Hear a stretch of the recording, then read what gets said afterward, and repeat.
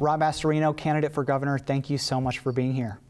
Anytime, Dan. How you doing? All right? I'm doing very well, thank you. How are you?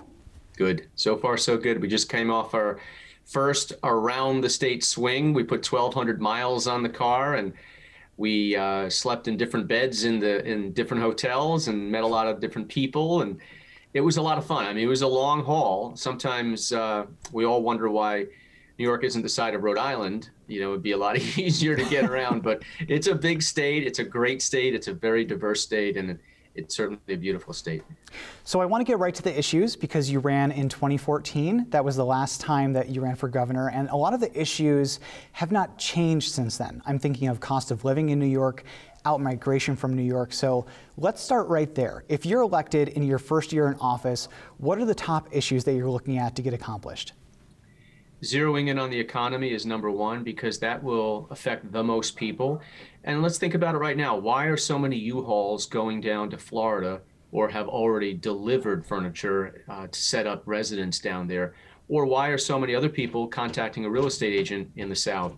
Because they can't afford to live here anymore. Aside from the lunacy that's happening right now in places like New York City, a rising crime rate, quality of life issues, when you add it all up, businesses are saying, why stay here? It just doesn't make sense. It's fundamentally a problem here in New York that taxes and regulations are so bad that people are literally moving or going to Jersey. How crazy is that? Jersey, a high tax state, is better than New York. It's relief. That's when you know we've plateaued. Too much, too crazy, enough is enough. One issue that you are very familiar with is property taxes. When you were county executive in Westchester County, you really held the line on property taxes. And I think that everybody would like to see their property tax bill go down, or at least not go up as much as it currently is.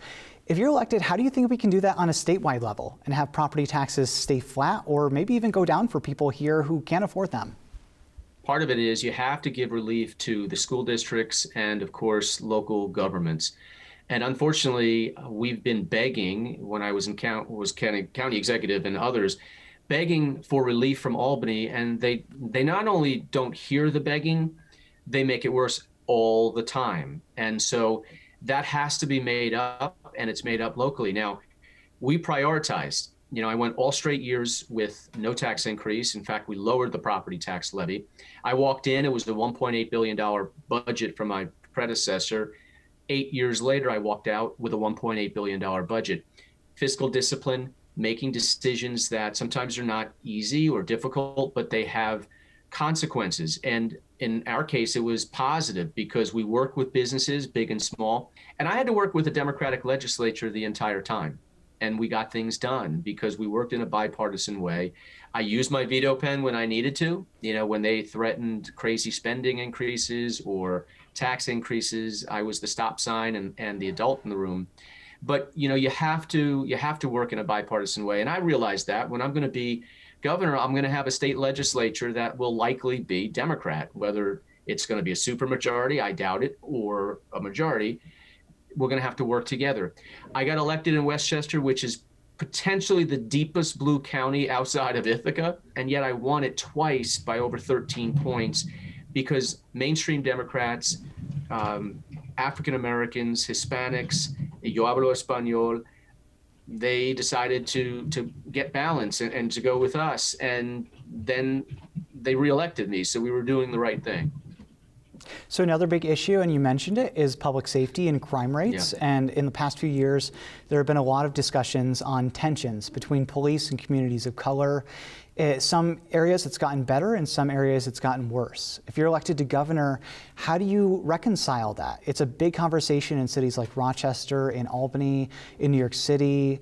How do you bring those communities together and find a solution there where we're not seeing this tension? Well, I did that in Westchester. You know, we have a very diverse population. Yonkers is the fourth largest city. Mount Vernon is an overwhelmingly African-American city. You know, I think the biggest thing is you have to build trust, because once you're coming at it like this, you don't want the crisis to hit, because then you don't have a reservoir of goodwill to draw from. So you build that trust in good times, so when something bad happens, you can work together collectively to cool temperatures, get facts out, and everybody is around the table working together to solve the problem. Unfortunately, we have so much division right now that no matter what happens, there are agitators that want to make things worse. We've seen that. And there are legitimate voices in the community that want some criminal justice reform, which I think is necessary. Some of it's been done the right way, some of it has not. But this whole defund the police movement to me is bizarre at best and very dangerous at worst. And so, we need to give assistance to the police, but that doesn't mean that we can't have a dialogue, and we should. But taking away qualified immunity, the way they did it, is now going to make policing nearly impossible to some extent. And no cash bail, where we're going to treat criminals like victims and victims like criminals. Something has to give, and that's where I think a lot of people, and I've heard it, including from many mainstream Democrats and others, saying, you know what, enough is enough. I think we've gone a little too far here. Time to bring things back. I imagine Democrats will make the same argument against whoever the Republican nominee is, saying that the party has gone too far to the right with the former President Donald Trump, and they're going to try to tie whoever the nominee is to him. Do you think that a Republican can win in New York while not distancing themselves from the president? The last 4 years were so red hot politically that we're just now coming out of what I call the Trump fog. Pro and con, right?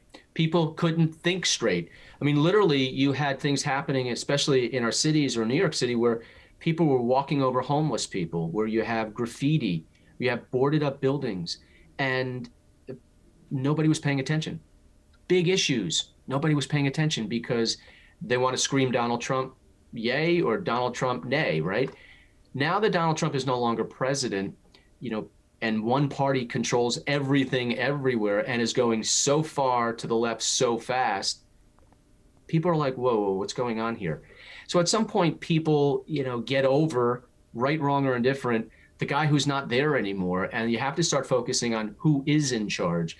So some are going to scream Donald Trump. It is what it is. I spent 3 years on CNN as one of their very few Republicans. And yes, I defended him at times, but I also criticized him at times when I thought it was warranted. And he and I, we might share policies, but obviously I think our style is very different. I'm more, I don't like some of the things that he did as far as his tweets and sometimes the way he handled himself. But I'm just very different. And I think people at the end of the day, like in Westchester, they judged me not because I was a Republican, but because of what I was offering as a campaign in 2009, and then what I actually did in government. And I was reelected by a large margin. All right, well, we'll see how it plays out. This is going to be a very long race you've declared now. Yes. Lee Zeldin declared a month ago, and the election, just to remind our viewers, is not until next year. So we'll have you back sometime soon. Rob Astorino, candidate for governor. Thank you so much. I look forward. Thanks, Dan. I look forward to it.